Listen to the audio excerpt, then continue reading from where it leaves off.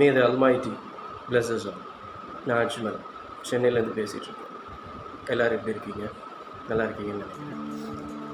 இது Ramzan time, Ramzan fasting போயிட்டுருக்கு முஸ்லீம் brothers and சிஸ்டர்ஸுக்கு எல்லாருக்கும் தெரிஞ்சிருக்கும். இப்போ ரம்ஜான் டைமில் தான் நான் இந்த வீடியோவை அப்லோட் பண்ணுறேன்.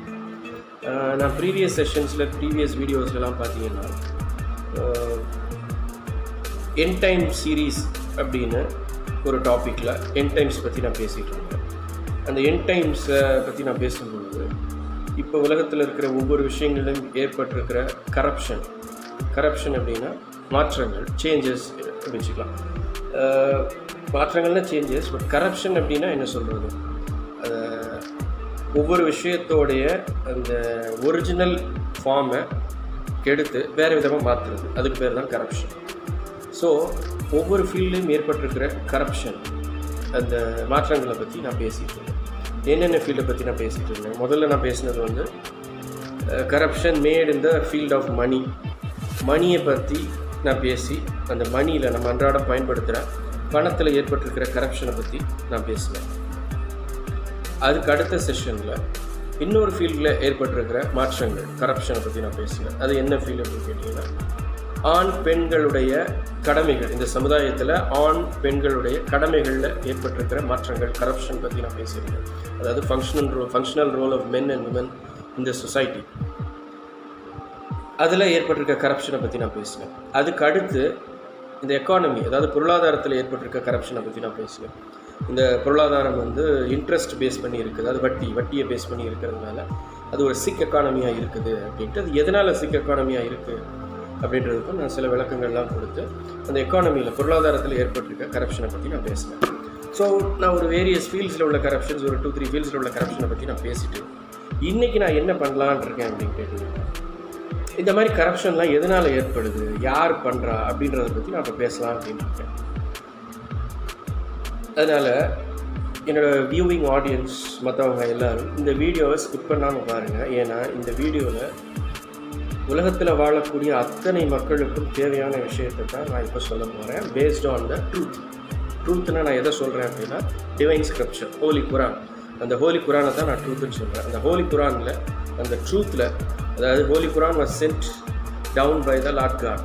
இறைவனே அந்த குரானை வந்து தன்னுடைய இறை வேதத்தை பூமிக்கு இறக்குறான். அதை தான் நம்ம டிவைன் ஸ்கிரிப்சர் ஹோலி குரான்னு சொல்கிறோம்.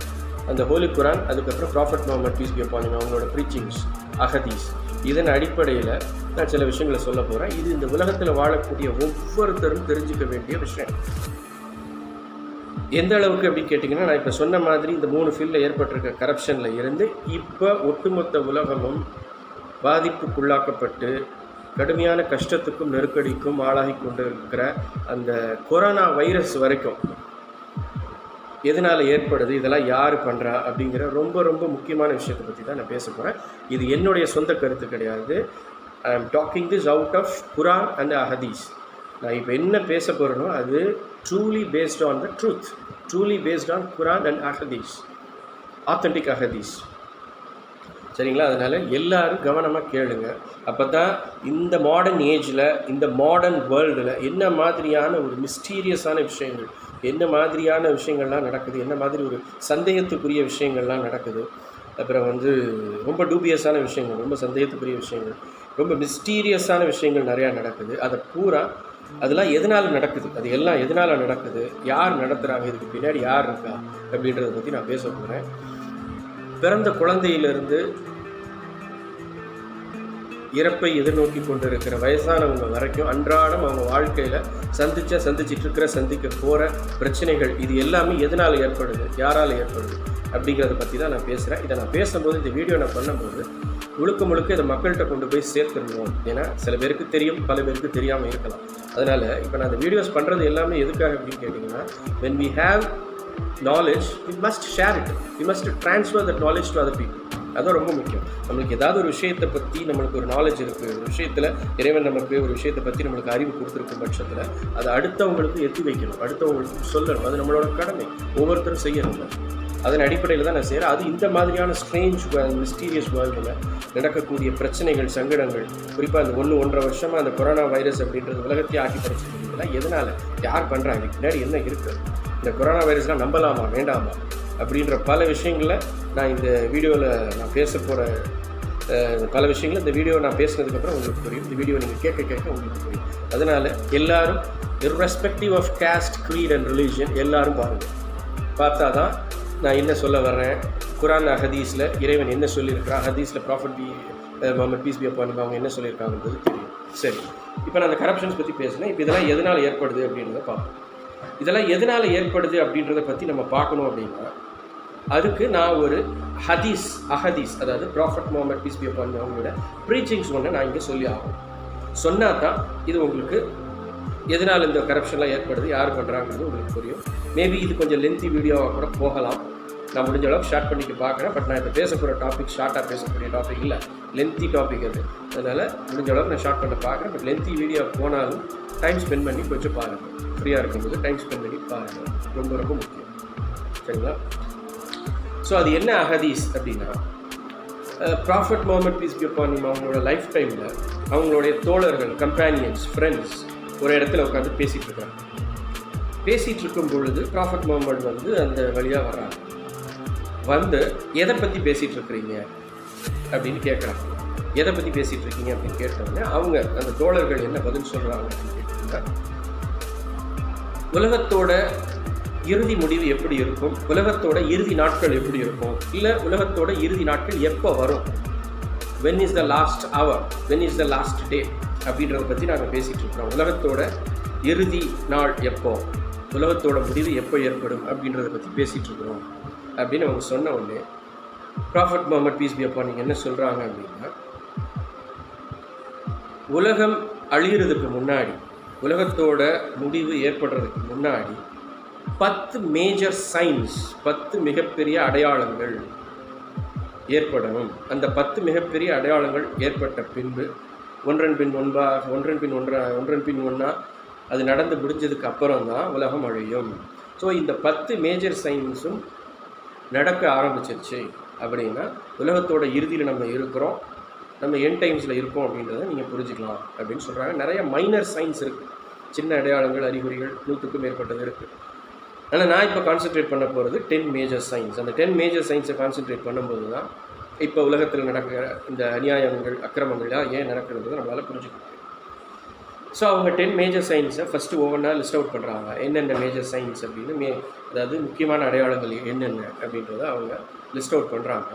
ஆனால் அவங்க லிஸ்ட் அவுட் பண்ண 10 அடையாளங்களும் குரோனாலஜிக்கல் சீக்வன்ஸில் லைன் பண்ணப்படலை. அதாவது இதுக்கு பின்னாடி இது நடக்கும், இதுக்கு பின்னாடி ஃபஸ்ட் இதுதான் நடக்கும், செகண்ட் இது நடக்கும், தேர்ட் இது நடக்கும், ஃபோர்த் இப்படி நடக்கும் அப்படின்னு அந்த ஆர்டரில், chronological order in which it will occur, அந்த சீக்வன்ஸில் அந்த ஆர்டரில் சொல்லலை, ரேண்டமாக சொல்லியிருக்கிறாங்க. ரேண்டமாக 10 சொல்லியிருக்கிறாங்க. மற்றபடி ஒவ்வொன்றும் இந்த ஆர்டரில் தான் ஒன்றுக்கு ஃபஸ்ட் இது, செகண்ட் இது, தேர்ட் இது அப்படின்னு சொல்லப்படலை.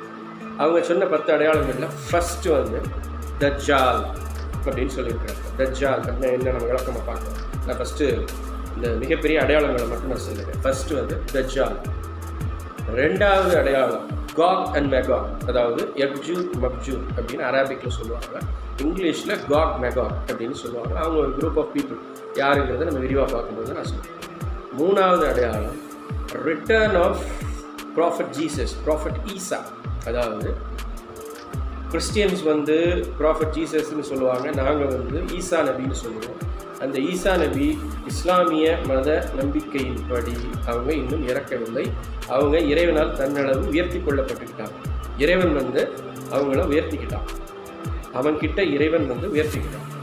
அதனால் prophet Isa is yet to taste death. Prophet Isa வந்து அவங்க இன்னும் மரணத்தை சுவைக்கவில்லை, மரணம் அவங்களுக்கு இன்னும் சம்பவிக்கலை, இனிமத்தான் அவங்க இறப்பாங்க.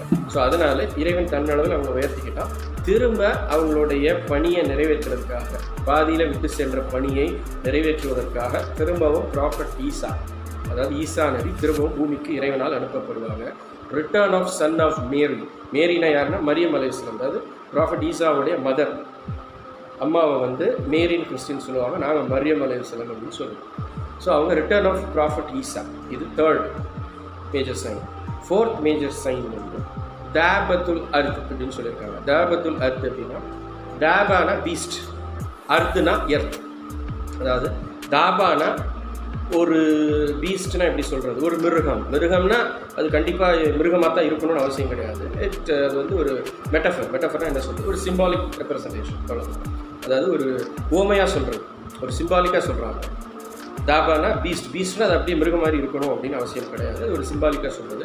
ஸோ தாபத்துல் அர்த், அதாவது beast of the land, beast of the earth அப்படின்னு சொல்லுவாங்க. இது வந்து 4th சைன். அது என்னங்கிறதையும் நம்ம விவரமாக பார்க்கணும்.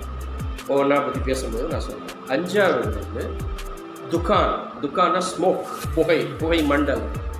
அந்த மாதிரி ஒரு மிகப்பெரிய புகை இந்த உலகத்தையே ஆட்கொள்ளும் ஒரு காலகட்டத்தில் ஒரு மிகப்பெரிய புகை மண்டலம், ஸ்மோக், அது துக்கான் அப்படின்வாங்க. துக்கான் அரபிக்கில் துக்கான், அது வந்து உலகத்தையே ஆட்கொள்ளும். இது வந்து 5வது மிகப்பெரிய மேஜர் சைன்.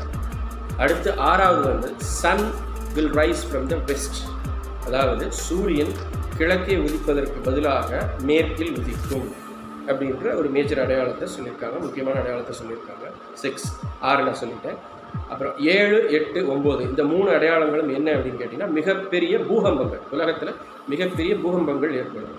ஒன்று உலகத்தோட ஈஸ்ட்டில், அதாவது கிழக்கு திசையில், ஒன்று உலகத்தோட வெஸ்ட்டில், அதாவது மேற்கு திசையில், ஒன்று எக்ஸாக்டாக அரேபியன் பெனின்சுலாவில், அரேபிய தீபகற்பத்தில் ஒன்று நடக்கும். இந்த 3 மிகப்பெரிய பூகம்பங்களும் 3 அடையாளங்கள். 7, 8 and 9, 6, 9 சொல்லிட்டேன். 7, 8 and 9 வந்து இந்த 3 மிகப்பெரிய பூகம்பங்கள். நம்பர் 10 வந்து ஃபயர் ஃப்ரம் யமன், அதாவது யமன் அப்படிங்கிற ஒரு நாட்டில் இருந்து ஒரு மிகப்பெரிய ஒரு தீ ஒன்று புறப்படும். இது வந்து தீனா லிட்ரலாக, அதாவது அப்படியே தீ நம்ம எடுத்துக்கிறதா, இல்லை அது வந்து சிம்பாலிக்காக எதுவும் சொல்லியிருக்குதா, ரூபமையாக சொல்லப்பட்டிருக்கா அப்படிங்கிறது நான் அடுத்தடுத்து அந்த சைனை பற்றி பேசும்போது நான் சொல்கிறேன் உங்களுக்கு. பட் ஆனால் ப்ராஃபிட் அவங்க சொன்னது வந்து a fire will come out from Yemen, a fire will come out from Yaman.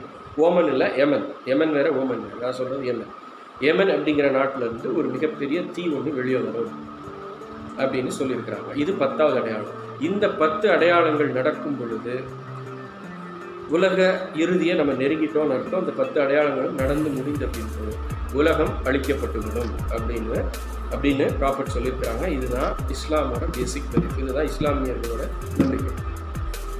So நான் 10 அடையாளங்களை சொல்லிட்டேன். இப்போது என்னுடைய டியூட்டியாக நான் என்ன நினைக்கிறேன் அப்படின்னா, ஒவ்வொரு அடையாளங்களை பற்றி பேசுகிறத என்னோட கடமையாக நான் நினைக்கிறேன். முதல் அடையாளம் தஜ்ஜால். தஜ்ஜால் அப்படின்னா யார் புதுசாக இருக்கிறாங்க, சில பேர் கேள்விப்பட்டிருப்பீங்க, சில பேர் கேள்விப்படாத ஃப்ரெண்ட்ஸ் இருப்பீங்க. அவங்களுக்காக நான் சொல்கிறேன். தஜ்ஜால்னா யார், என்னது இது, ஒரு மனிதனா இல்லை வேறு எதுவும் படைக்கணுமா, என்ன ஏதுன்னு தெரியலையே அப்படின்னு யோசிப்பீங்க. அந்த ஃபஸ்ட் மேஜர் சைன், ஃபஸ்ட்டு முக்கியமான அடையாளமான தஜ்ஜாலை பற்றி நான் சொல்கிறேன்.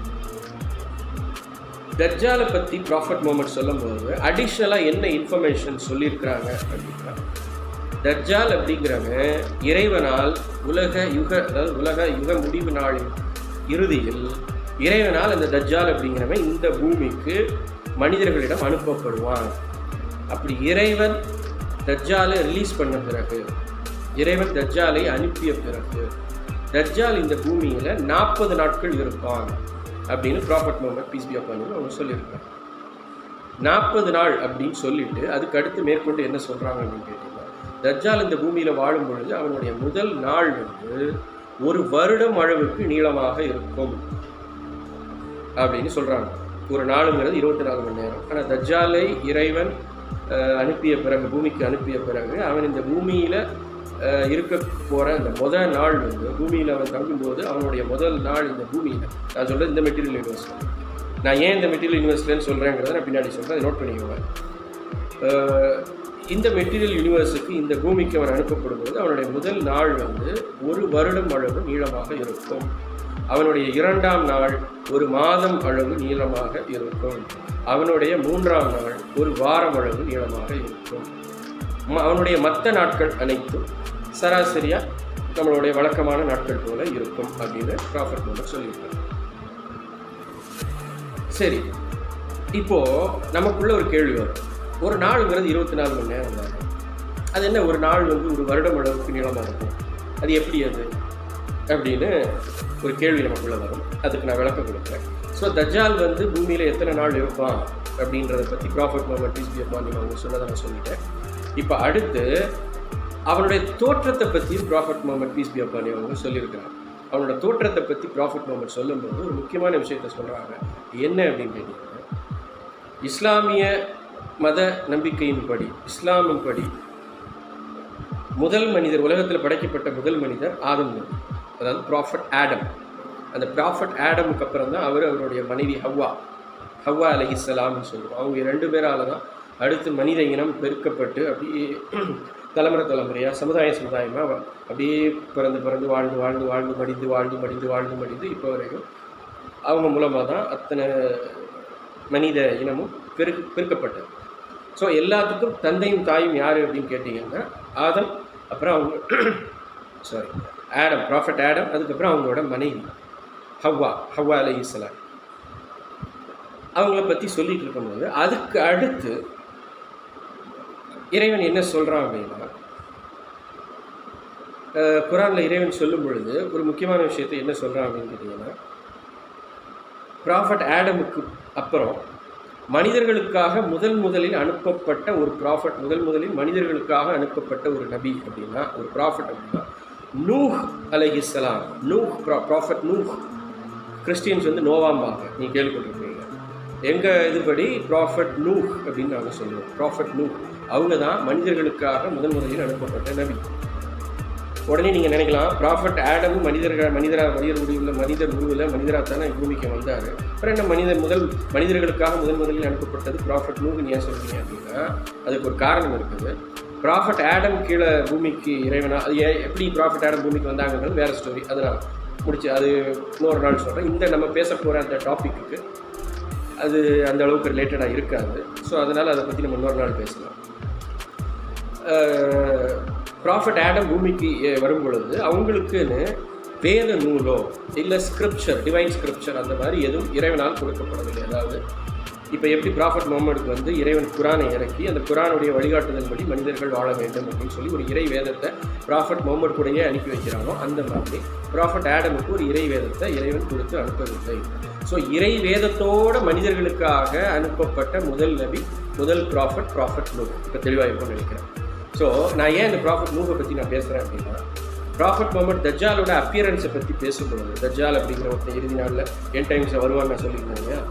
அவனுடைய அப்பியரன்ஸை பற்றி சொல்லும்போது ப்ராஃபட் நூஹை பற்றி ஒரு விஷயம் சொல்லுவாங்க. அதனால தான் ப்ராஃபட் நூஹ் யாருன்றதை நான் உங்களுக்கு சொல்லுவேன். ஸோ ப்ராஃபட் முகமது சொல்லும்போது என்ன சொல்கிறாங்கன்னா, மனிதர்களுக்காக முதலில் அனுப்பப்பட்ட ப்ராஃபட் நூஹ் அது எத்தனை ஆயிரம் வருடங்களுக்கு முன்புன்னு நமக்கு தெரியாது. 50,000 வருடங்களுக்கு முன்பா, 1,00,000 வருடங்களுக்கு முன்பா, இல்லை அதுக்கும் மேலேயா நமக்கு தெரியாது. எத்தனை ஆயிரம் வருடங்களுக்கு முன்பு அவங்க வாழ்ந்தாங்கன்னு நம்மளுக்கு சரியாக தெரியாது. பட் அந்த முதல் ப்ராஃபட், மனிதர்களுக்காக அனுப்பப்பட்ட முதல் ப்ராஃபட்டில் இருந்து அதற்கு பிற்பாடு அனுப்பப்பட்ட அத்தனை ப்ராஃபட்டுமே இந்த தஜ்ஜாலை குறித்து மனிதர்களை எச்சரிக்கை பண்ணியிருக்காங்க. தஜ்ஜால் அப்படிங்கிறவன் வருவான், வந்து உலகத்தில் மிகப்பெரிய குழப்பங்களையும் கேடுகளையும் விளைவிப்பான் அப்படின்னு சொல்லி ப்ராஃபட் நூஹில் இருந்து, முதல் ப்ராஃபட் அவங்கள இருந்து அதுக்கப்புறம் வந்து அத்தனை ப்ராஃபட்டுகளும் தஜ்ஜாலை பற்றி எச்சரிக்கை பண்ணியிருக்கிறாங்க. அந்த அளவுக்கு மிக மோசமான ஒரு இறைவனால் படைக்கப்பட்ட ஒரு படைப்பு இது தஜ்ஜாலுங்கிறவன். அந்த மாதிரி ஒரு மோசமான படைப்பு மிகப்பெரிய குழப்பங்களையும் கஷ்டங்களையும் மனிதர்களுக்கு ஏற்படுத்தலாம். அப்போ பார்த்துக்கோங்க. அப்போ தஜ்ஜாலுடைய ஃபித்னானா குழப்பம், அரபிக்கில் ஃபித்னானா குழப்பம், கமோஷன். அதனால் தஜ்ஜாலுடைய குழப்பம் அப்படிங்கிறது முதலாக மனிதர்களுக்கு அனுப்பப்பட்ட ப்ராஃபட்டில் இருந்தே அவனோட குழப்பத்தை பற்றி தன்னுடைய மக்களுக்கு வார்ன் பண்ணப்பட்டிருக்கு. அப்படின்னா அவன் எந்த மாதிரி ஒரு டேஞ்சரான ஒரு சைன், ஒரு டேஞ்சரான ஒரு படைப்பு, ஒரு கிரியேஷன் அப்படின்றத நீங்கள் விளங்கிக்கணும். அதுக்காக சொல்கிறேன். அப்படி சொல்லிட்டு ப்ராஃபட் என்ன சொல்கிறாங்க, அத்தனை ப்ராஃபட்டுகளும் தஜ்ஜாலை குறித்து வார்ன் பண்ணாலும், தஜ்ஜாலை குறித்து எச்சரிக்கை பண்ணாலும் கூட நான் அதையும் தாண்டி சில விஷயங்கள் தஜ்ஜாலை பற்றி நான் சொல்கிறேன் அப்படின்னு சொல்லியிருக்கிறாங்க. அப்படி சொல்லிட்டு தஜ்ஜாலை பற்றி என்ன சொல்கிறாங்க அப்படின்னா, தஜ்ஜால் பூமியில் பிறக்கும் பொழுது அவன் ஒரு யூதனாக பிறப்பான் அப்படின்னு ப்ராஃபட் முகமது பீஸ் பி அப்பான்னு சொல்லியிருக்காங்க. யூதர்னா ஜூன்னு நம்ம சொல்லுவோம் இல்லையா, அந்த யூதனாக தஜ்ஜால் பிறப்பான். அதுக்கப்புறம் அவன் வந்து ரொம்ப ஒரு கட்டுமஸ்தான இளைஞனாக இருப்பான். அதாவது வளர்ந்த பின்பு ஒரு கட்டுமஸ்தான இளைஞனாக இருப்பான். அவனோட உருவ அமைப்பை கூட ப்ராஃபட் முகமது டிஸ்கிரைப் பண்ணியிருக்கிறாங்க. அவனோட ஃபீச்சர்ஸை கூட டிஸ்கிரைப் பண்ணியிருக்கிறாங்க. கட்டுமஸ்தான இளைஞனாக இருப்பான். வளர்ந்த பிறகு ஒரு கட்டுடல் மேனி கொண்ட ஒரு கட்டுமஸ்தான இளைஞனாக இருப்பான். அவனுடைய தலைமுடி சுருட்டை முடியாக கேர்லி ஹேர்ஸாக இருக்கும். அந்த கேர்ள்ஸ் வந்து இப்படியே சைடில் அப்படியே சுருள் முடியாக அப்படியே தொங்கும் அப்படின்னு சொல்லியிருக்கிறாங்க. அதுக்கப்புறம் இன்னொரு முக்கியமான விஷயம் என்ன சொல்லியிருக்கிறாங்க அப்படின்னா, Dajjal is blind in the right eye, he only sees with the left eye. அப்படின்னா என்ன அர்த்தம்னா, தமிழில் சொல்லணும் அப்படின்னா, தஜ்ஜால் என்பவன் பூமிக்கு வந்த பிறகு அவனுடைய ஒரு கண், அதாவது வலது கண் வந்து குருடாக இருக்கும். இடது கண்ணால் மட்டும்தான் அவனால் பார்க்க முடியும், வலது கண்ணால் பார்க்க முடியாது. அப்படி பார்க்க முடியாத அந்த வலது கண் எப்படி இருக்கும் என்றால், அழுகின திராட்சை போல துருத்தி கொண்டு இருக்கும் அப்படின்னு அவனோட அப்பியரன்ஸை பற்றி, அவனோட ஃபீச்சர்ஸை பற்றி ப்ராஃபட் முகமது சொல்கிறாங்க. நான் திரும்பவும் சொல்கிறேன், prophet Muhammad peace be upon வந்து அவனோட அப்பியரன்ஸை இவ்வளோ கிளியராக சொல்லியிருக்கிறாங்க. இந்த மாதிரி அதுக்கு முன்னாடி வந்த ப்ராஃபட்ஸ் யாரும் சொன்னதில்லை, இவ்வளோ தெளிவாக சொன்னதில்லை. So first time prophet Muhammad அவனோட அப்பியரன்ஸ் வந்து சொல்கிறாங்க. சரியா? சரி, இப்போ அவன் எத்தனை நாள் பூமியில் இருப்பான் அப்படின்றத பற்றி நான் சொல்லிட்டேன். அதுக்கப்புறம் வந்து அவனோட அப்பியரன்ஸ் எப்படி இருக்குன்னு ப்ராஃபட் முகமது சொல்லியிருக்காங்க அப்படின்றதையும் நான் சொல்லிட்டேன்.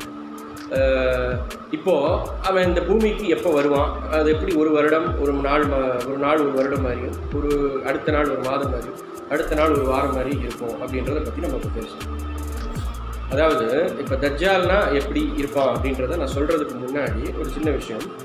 நான் ப்ரீவியஸ் செஷன்ஸில் ஃபஸ்ட்டு நான் பேசினேன், என்னோடய யூடியூப் சேனலில் ஃபஸ்ட்டு நான் பேசினேன் அந்த parallel universe, other worlds of space and time, different dimensions of space and time, other creations, அதை பற்றி நான் ஒரு 2 செஷன்ஸ் பேசியிருக்கிறேன்.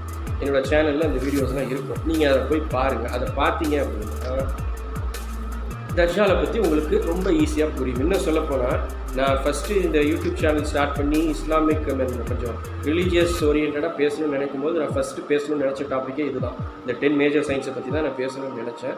பட் அந்த 10 மேஜர் சயின்ஸை எடுத்த உடனே உங்கள்கிட்ட நான் சொல்ல ஆரம்பித்தேன் அப்படின்னா உங்களுக்கு எதுவும் புரியாது அப்படிங்கிறதுனால, சில பேருக்கு புரியுது, எல்லாருக்கும் புரியாது நான் சொல்லுறேன், ப்ளீஸ் டோன்ட் மிஸ்டேக் மீ. இதை பற்றி தெரிஞ்ச நிறையா பேர் இருப்பாங்க, இதை பற்றி புரிஞ்ச நிறையா பேர் இருப்பாங்க. நான் அவங்கள சொல்கிறேன், இது தெரியாத ஃப்ரெண்ட்ஸுக்கு நான் சொல்கிறேன், தெரியாத ஃப்ரெண்ட்ஸை நான் சொல்கிறேன். ஸோ இது தெரியாத ஃப்ரெண்ட்ஸ் நிறையா பேர் இருப்பாங்க, அவங்களுக்கு வந்து திடீர்னு நான் சொல்லும் பொழுது என்னது இது எதுவுமே நமக்கு புரியலை அப்படின்னு சொல்லுவாங்க. அப்படிங்கிறதுனால தான் நான் ஃபஸ்ட்டு அந்த parallel universe, different dimensions of space and time, அப்புறம் அதர் கிரியேஷன்ஸை பற்றிலாம் நான் பேசிவிட்டு அதுக்கப்புறம் இந்த டாபிக்கு தான் நான் வரேன். நான் அதில் தெளிவாக அதை வேறு dimensions of space and time, வேறு டிஃப்ரெண்ட் வேர்ல்டு, டிஃப்ரெண்ட் கிரியேஷன்ஸ்னால் என்ன, அதர் கிரியேஷன்ஸ்னால் என்ன, அந்த ப்ரீவியஸ் 2 வீடியோஸில் நான் பேசியிருக்கேன். அதை பார்த்துட்டு இதை பார்த்தீங்கன்னா உங்களுக்கு நல்லா புரியும். ஸோ ப்ளீஸ் அதை நீங்கள் பாருங்கள். ஸோ இப்போ தஜ்ஜால் அப்படின்னா அவன் பூமியில் வந்து 40 நாள் இருப்பான். ஓகே, அவன் எப்போ ரிலீஸ் பண்ணப்படுவான் அப்படின்னு கேட்டிங்கன்னா என் டைமில் தான் ரிலீஸ் பண்ணப்படுவான், அது நம்மளுக்கு தெரியும். இப்போது நம்ம கான்சென்ட்ரேட் பண்ண வேண்டியது அந்த ஒரு நாள், ஒரு வருடம் அளவுக்கு நீளங்கிறது எப்படி, ஒரு மாதம், ஒரு நாள், ஒரு மாதம் அளவு, இன்னொரு நாள், ஒரு வாரம் அளவு, அது எப்படி சாத்தியம் அப்படிங்கிறத பற்றி தான் இப்போ நம்ம கான்சென்ட்ரேட் பண்ணணும். இதுக்கு இப்போது இந்த இஸ்லாமிக் ஸ்காலர்ஸ் இருக்காங்க, நிறைய இஸ்லாமிக் ஸ்காலர்ஸ் வேர்ல்டு ஃபுல்லாக இருக்கிறாங்க. அவங்க எல்லாரும் ஒவ்வொருத்தரும் ஒவ்வொரு விதமான விளக்கங்கள் இதுக்கு கொடுக்குறாங்க. அந்த ஒரு வருடம் அளவுக்கு, ஒரு மாதம் அளவுக்கு, ஒரு வாரம் அளவுக்கு நீளமாக இருக்கிறத எப்படி சாத்தியம் அப்படிங்கிறது ஒவ்வொருத்தரும் ஒவ்வொரு விதமாக விளக்கங்கள் கொடுக்குறாங்க. நானும் இதுக்கு ஒரு விளக்கம் கொடுக்குறேன். ஆனால் இது சரியா தவறா அப்படிங்கிறத only Lord Almighty himself should confirm, only God will confirm. அதனால் இப்போ நான் சொல்கிறது வந்து ஒன்லி அல்லாஹ் நோஸ். இப்போ நான் சொல்கிறது சரியா தப்பா அப்படிங்கிறது இறைவனுக்கு மட்டும்தான் தெரியும். அதனால் நான் சொல்கிறது தான் சரி அப்படின்னு நான் பேச விரும்பலை, அப்படி பேசவும் கூடாது. ஏன்னா நம்மளாம் சாதாரண மனிதர்கள், human beings are prone to mistakes இல்லையா? அதனால் நம்மளும் தவறுகள் பண்ணுவோம். அதனால் நான் சொல்கிறது தான் சரி, இதுதான் உண்மை, இதுதான் கரெக்டு, இதுதான் சரியான இன்டர்பிரிட்டேஷன்னா என்ன சொல்கிறேன், இன்டர்பிரிட்டேஷன் இதான் சரியான இன்டர்பிரிட்டேஷனு அப்படின்னு நான் வந்து உறுதியாக நான் சொல்ல மாட்டேன். Only God knows, only God knows. Allah alam, அரபிக்கில் அல்லாஹ் ஆலம்னா ஒன்லி காட் நோஸ் அப்படின்னு. ஸோ இப்போ என்னோட இன்டர்பிரிட்டேஷன் அப்படிங்கிறது என்ன அப்படின்னு கேட்டிங்கன்னா, என்னோட இன்டர்பிரிட்டேஷன்னா இது என்னுடைய சொந்த கருத்து கிடையாது. ஒரு ரெனவுண்ட் ஸ்காலர் ஷேக் இம்ரான் ஹுசைன் அப்படின்னு சொல்லிட்டு ஒருத்தர் இருக்கிறாரு, இன்னும் ஸ்டில் இஸ் லிவிங், 8 இயர்ஸ் இருக்குது. அவர் தான் இந்த இஸ்லாமிக் எஸ்கட்டாலஜி அப்படிங்கிற ஒரு விஷயத்தோட ஒரு பயோனியர். நான் இப்போ இஸ்லாமிக் எஸ்கட்டாலஜி பற்றி தான் பேசிகிட்டு இருக்கேன் இத்தனை வீடியோஸாக.